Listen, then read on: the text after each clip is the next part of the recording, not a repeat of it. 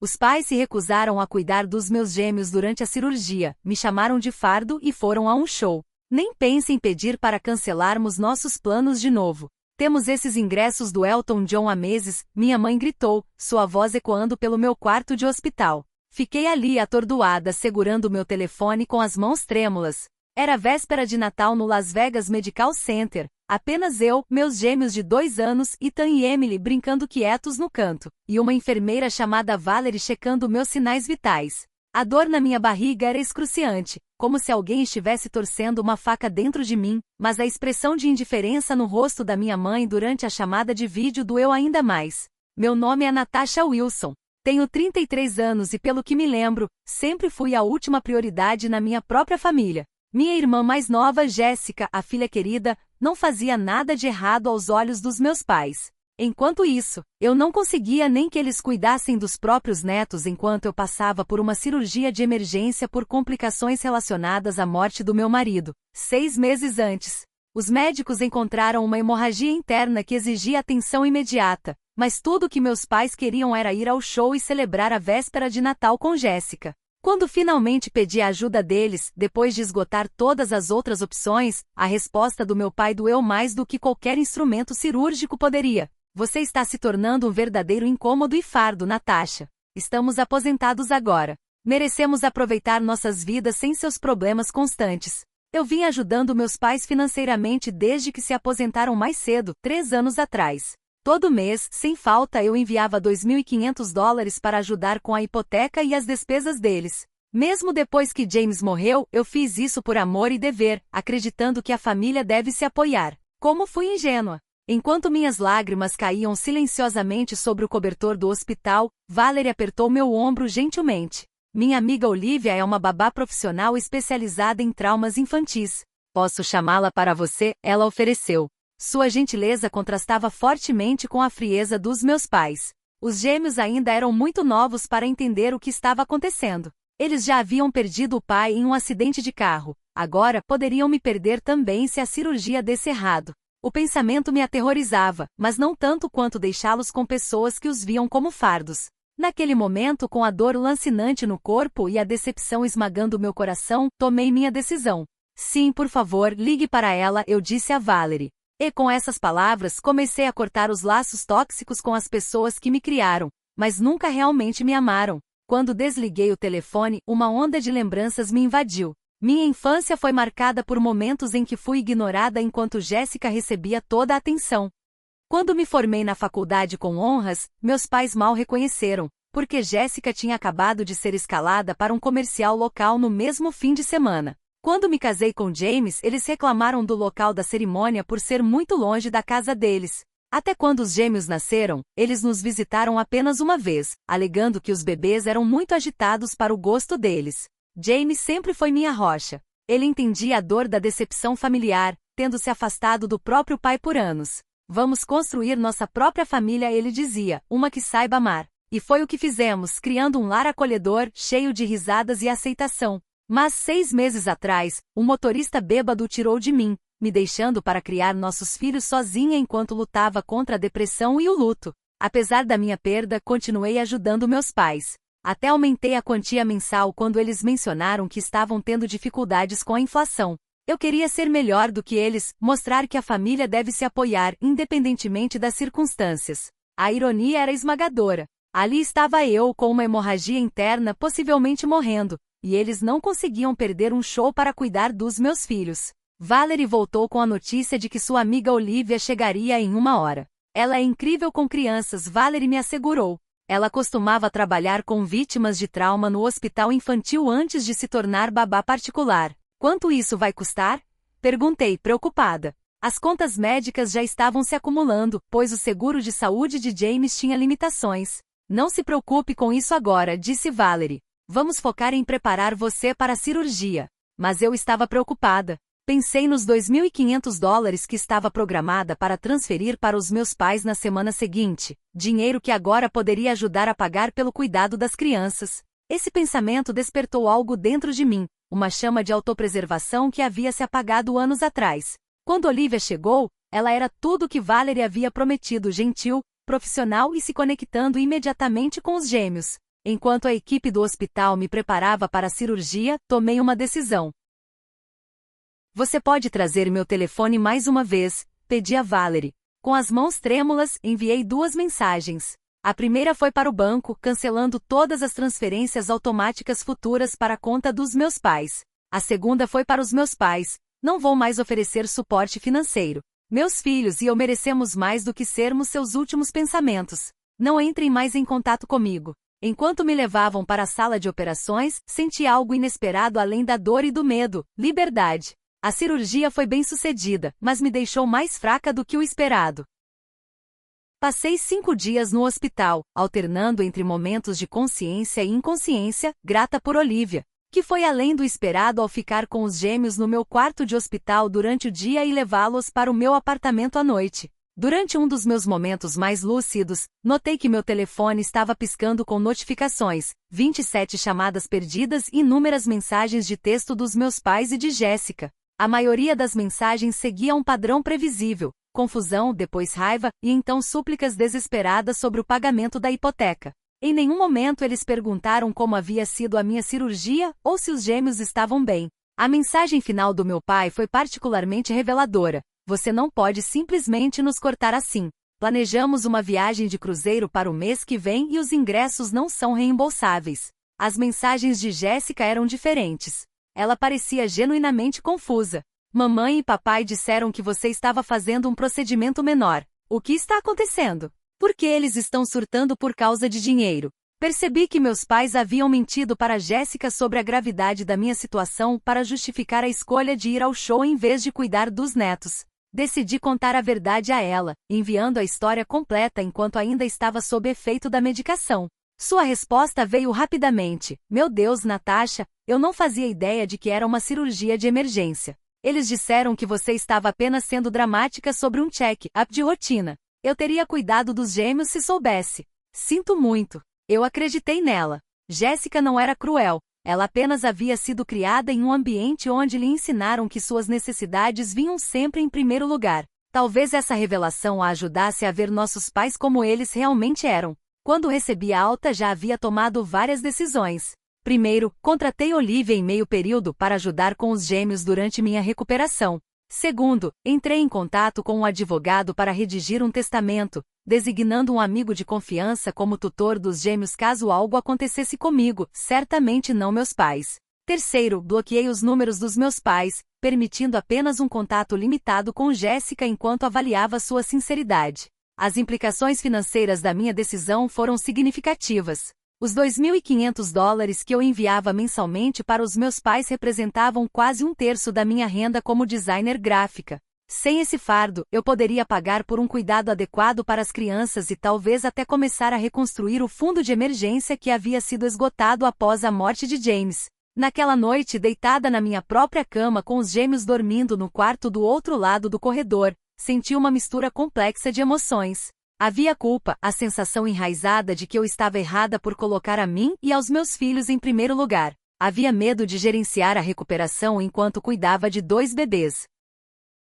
Mas também havia um senso desconhecido de autoestima surgindo. Meu telefone apitou com uma mensagem de Jéssica: acabei de ter uma briga enorme com mamãe e papai sobre como eles te trataram. Vou passar a noite em um hotel.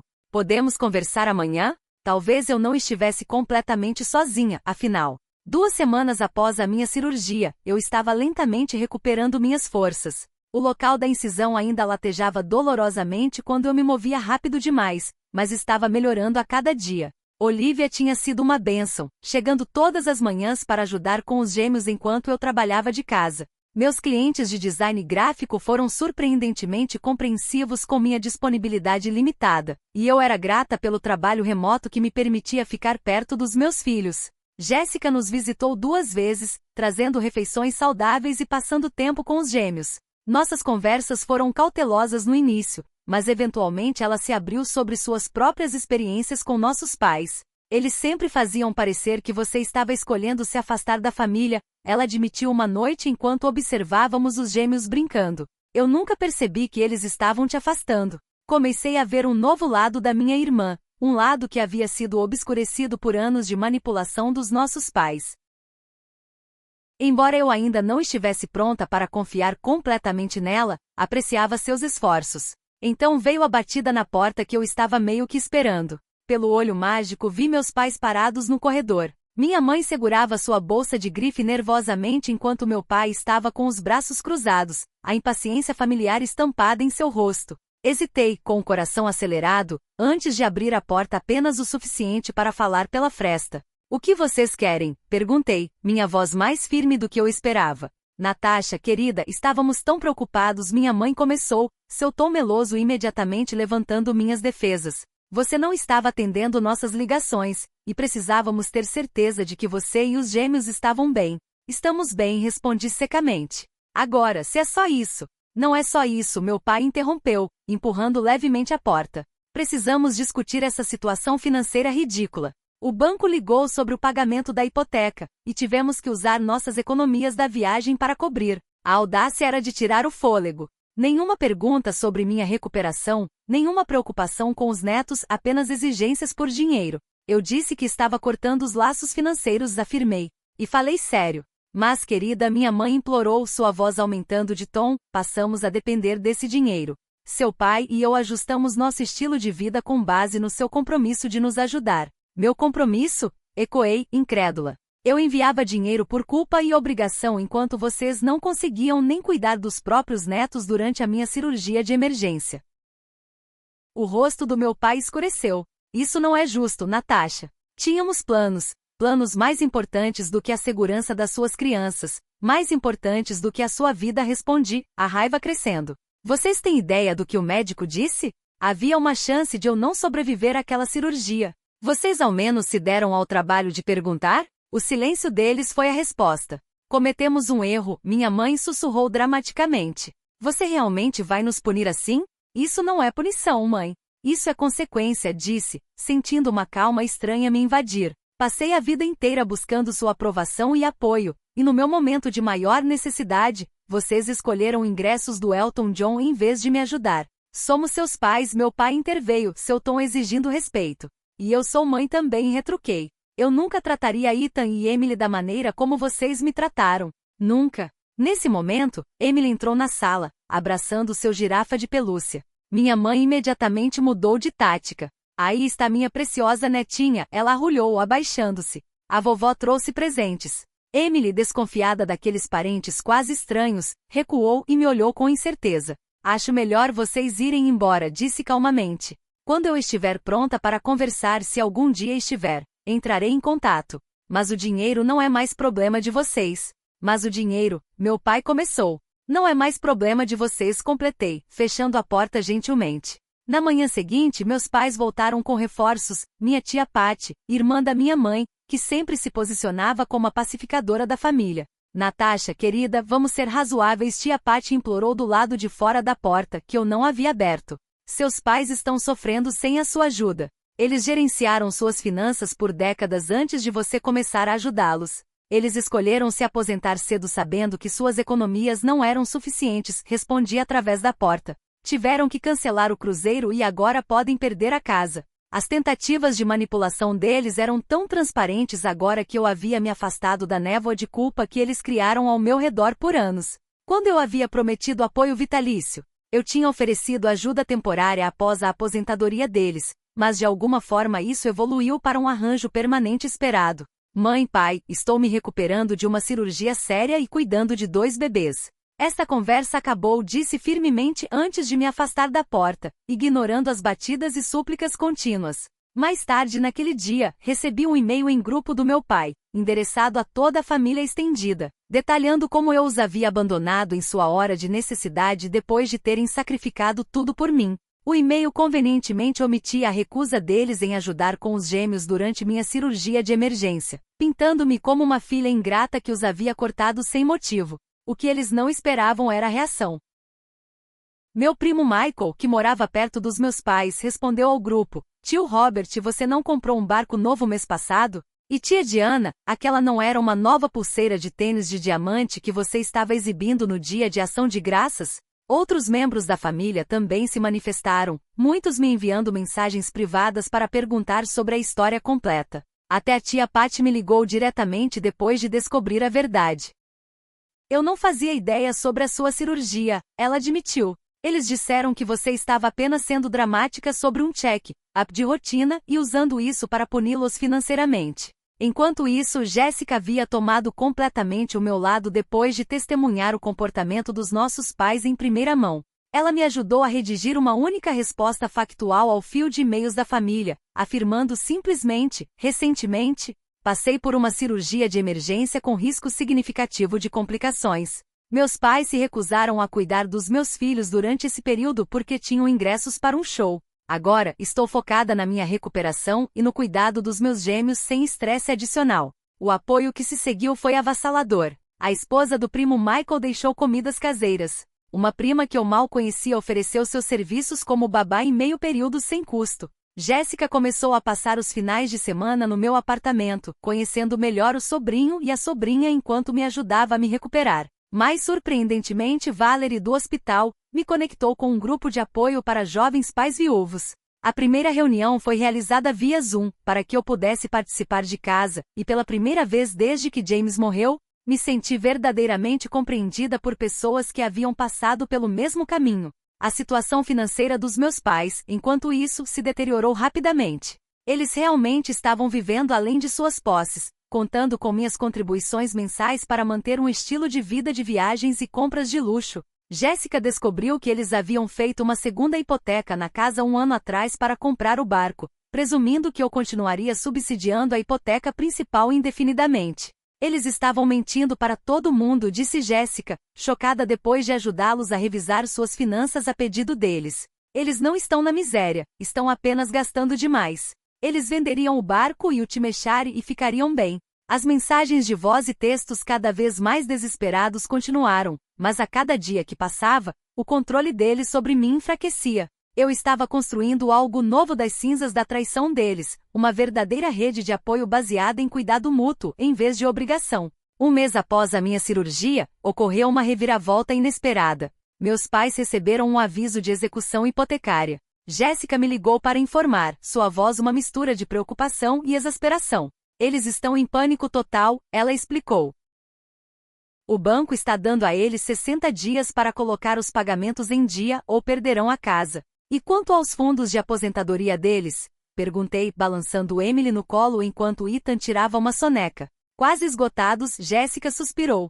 Eles gastaram uma parte com aquele barco, depois investiram o resto em algum esquema que um amigo de golfe do papai recomendou. Eles perderam quase tudo. Eu não estava dizendo que você deveria ajudá-los, Natasha. Só achei que você deveria saber. Naquela noite recebi mensagens desesperadas de ambos os pais, agora abandonando qualquer pretensão de preocupação com o meu bem-estar e abertamente implorando por dinheiro. A mensagem da minha mãe foi particularmente reveladora. Nunca pensamos que você realmente nos cortaria. Achávamos que você estava apenas com raiva e voltaria a enviar dinheiro depois de 1 ou 2 semanas. A suposição deles de que meus limites não eram reais me enfureceu. Todos aqueles anos colocando as necessidades deles antes das minhas, aceitando o maltratamento, eles nunca me respeitaram de verdade. Enquanto isso, minha própria vida estava se transformando de maneiras inesperadas. O grupo de apoio tinha se tornado um salva-vidas, conectando-me com outros pais enfrentando desafios semelhantes. Através deles, conheci Diana, uma corretora de imóveis cujo marido havia morrido de câncer 2 anos antes, deixando-a com um filho de 3 anos.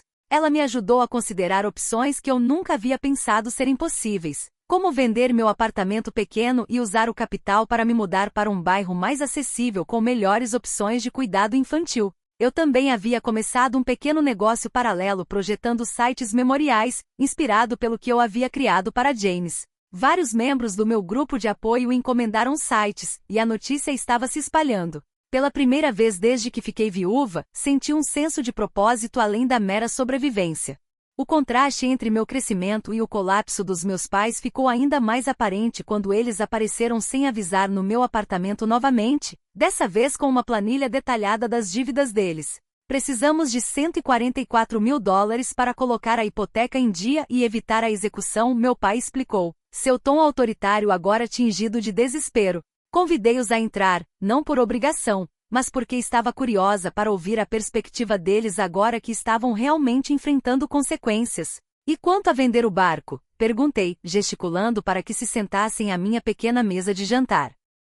Vamos ter prejuízo, meu pai protestou. E o Timeshare? Tentamos, mas o mercado está terrível, minha mãe acrescentou rapidamente. Além disso, esses são nossos luxos de aposentadoria. Quase ri da absurdidade. Luxos que vocês não podem pagar. Poderíamos pagar com a sua ajuda, meu pai rebateu, seu tom endurecendo. É o mínimo que você poderia fazer depois de tudo que fizemos por você. O que exatamente vocês fizeram por mim? Perguntei calmamente, a pergunta pairando no ar como um desafio. Os gêmeos escolheram aquele momento para entrar na sala, Ethan segurando seu caminhão favorito e Emily balbuciando feliz. As expressões dos meus pais suavizaram instantaneamente. Aí estão nossos preciosos bebês, minha mãe arrulhou, estendendo a mão. A vovó trouxe presentes. Emily, desconfiada daqueles parentes quase estranhos, recuou e me olhou com incerteza. Acho melhor vocês irem embora, disse calmamente. Quando eu estiver pronta para conversar, se algum dia estiver, entrarei em contato. Mas o dinheiro não é mais problema de vocês. Mas o dinheiro, meu pai começou. Não é mais problema de vocês, completei, fechando a porta gentilmente. 3 meses após a minha cirurgia, meus pais enfrentaram o inevitável. Eles foram forçados a vender a casa para evitar a execução hipotecária. Jéssica me manteve atualizada sobre a situação deles, embora eu mantivesse distância. Eles conseguiram encontrar um condomínio modesto, reduzindo significativamente de uma propriedade de 4.000 pés quadrados à beira do lago. Meu pai finalmente vendeu o barco com prejuízo, e eles finalmente se livraram do Timeshare por uma fração do que haviam pagado. Eles estão realmente culpando você pelos problemas financeiros deles na frente de todo mundo, Jéssica me informou durante uma de suas visitas semanais. É bizarro assistir. Eles contam para qualquer um que queira ouvir que você os abandonou depois de prometer apoio vitalício. Deixe-os falar, respondi, sentindo-me surpreendentemente imperturbável. A verdade fala por si mesma e falou. Minha família estendida se uniu em grande parte ao meu redor depois de saber a história completa. Até a irmã do meu pai, que sempre tomou o lado dele em disputas familiares, me ligou para expressar seu apoio depois de ouvir sobre a recusa deles em ajudar durante a minha cirurgia. Enquanto isso, minha própria situação havia melhorado dramaticamente. Diana, do meu grupo de apoio, me ajudou a encontrar e comprar uma pequena casa de 3 quartos em um bairro familiar. As prestações da hipoteca eram na verdade menores do que o aluguel do meu apartamento, e os gêmeos tinham um quintal para brincar pela primeira vez na vida. Meu negócio paralelo projetando sites memoriais havia crescido o suficiente para que eu pudesse reduzir meus clientes de design gráfico e me concentrar em um trabalho que parecia significativo. Olivia ainda ajudava com o cuidado das crianças 3 dias por semana, mas ajustei minha agenda para maximizar o tempo com Ethan e Emily. Mais importante, encontrei uma comunidade. Vizinhos traziam caçarolas quando nos mudamos. O grupo de apoio organizava encontros para as crianças brincarem. Jéssica havia se tornado uma irmã genuína em vez de uma competidora pela afeição dos nossos pais. Até Valerie, do hospital, às vezes passava por aqui com os filhos dela. Eu havia perdido meu marido e cortado laços com meus pais, mas de alguma forma me sentia menos sozinha do que nunca. 6 meses após a minha cirurgia, recebi uma carta manuscrita de verdade da minha mãe. Quase a joguei fora sem abrir, mas a curiosidade venceu. Dentro, havia algo que eu nunca tinha visto antes, um pedido de desculpas genuíno. Tive tempo para refletir sobre meu comportamento, ela escreveu. Ver você construir uma vida sem a nossa ajuda me forçou a confrontar algumas verdades dolorosas sobre mim mesma como mãe. Eu tinha ciúmes da sua independência, da sua resiliência. Eu ressentia que você não parecia precisar de mim da maneira que eu precisava da minha própria mãe. Mas agora vejo que você precisava de mim, só não das maneiras que eu queria ser necessária. Quando você pediu para cuidarmos dos gêmeos durante a sua cirurgia, você estava estendendo a mão, e nós falhamos completamente com você. Sinto muito. A carta continuava, explicando como eles haviam reestruturado completamente suas finanças. Meu pai havia conseguido um emprego de meio período em uma loja de ferragens local. Eles venderam a maioria dos itens de luxo e estavam vivendo de maneira modesta pela primeira vez em décadas. Ela não pedia dinheiro nem mesmo perdão, apenas o reconhecimento do pedido de desculpas. Mostrei a carta para Jéssica, que estava cética. Eles estavam falando sobre escrever para você há semanas. Papai era contra no início, mas acho que ele está começando a ver as coisas de maneira diferente também, especialmente depois do susto com o coração no mês passado. Susto com o coração? Perguntei, preocupada apesar de tudo. Apenas pressão alta e dores no peito, mas isso o assustou. Ele está tomando medicação agora e realmente seguindo as ordens do médico, Jéssica explicou. Acho que encarar a mortalidade o humilhou um pouco. Eu não estava pronta para responder à carta imediatamente. Precisava de tempo para processar meus sentimentos. Era remorso genuíno ou mais uma tática de manipulação? Eles realmente mudaram, ou estavam apenas ajustando sua estratégia? Naquela noite, olhei para fotos antigas da família pela primeira vez desde que cortei laços. Por trás dos rostos sorridentes, vi padrões que eu estava cega para ver antes. Meus pais sempre foram atores, desempenhando o papel de pais perfeitos enquanto atendiam às próprias necessidades em primeiro lugar. Um ano após a minha cirurgia, finalmente concordei em encontrar meus pais em um local neutro, um café tranquilo perto da minha nova casa. Quando eles chegaram, mal os reconheci. Meu pai parecia menor de alguma forma, sua postura confiante substituída por uma mais humilde. As roupas de grife da minha mãe haviam sido trocadas por trajes simples e práticos. Os gêmeos estavam com Jéssica para a tarde. Eu ainda não estava pronta para uma reunião familiar. Sentamos em um silêncio constrangedor até meu pai fazer algo sem precedentes. Ele chorou. Fui um pai terrível, ele admitiu, sua voz embargada. E um avô ainda pior. Não espero seu perdão, mas quero que você saiba que agora vejo isso, como fomos egoístas. Minha mãe estendeu a mão sobre a mesa, não exatamente tocando a minha, mas gesticulando em direção a ela.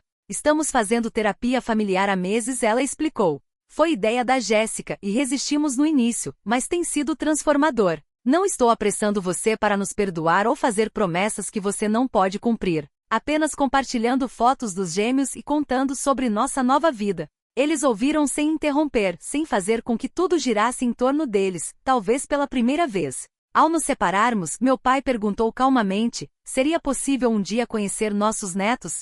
Considerei isso cuidadosamente antes de responder. Isso depende das suas ações, não das suas palavras. Se vocês estiverem realmente comprometidos em mudar, podemos começar com visitas curtas e supervisionadas. Mas entendam isso, meus filhos só terão relacionamentos com pessoas que respeitem a mãe deles. Afastando-me daquela reunião, não senti o peso esmagador da obrigação nem o ressentimento ardente que havia definido nosso relacionamento por tanto tempo. Em vez disso, senti algo novo, a calma certeza de uma mulher que conhecia seu valor, que havia criado limites e os faria valer sem pedir desculpas. Ainda não se sabe se meus pais podem realmente mudar, mas eu já havia me transformado de uma filha desesperada por aprovação em uma mãe que defendia a si mesma e a seus filhos com firmeza e deixava claras suas expectativas.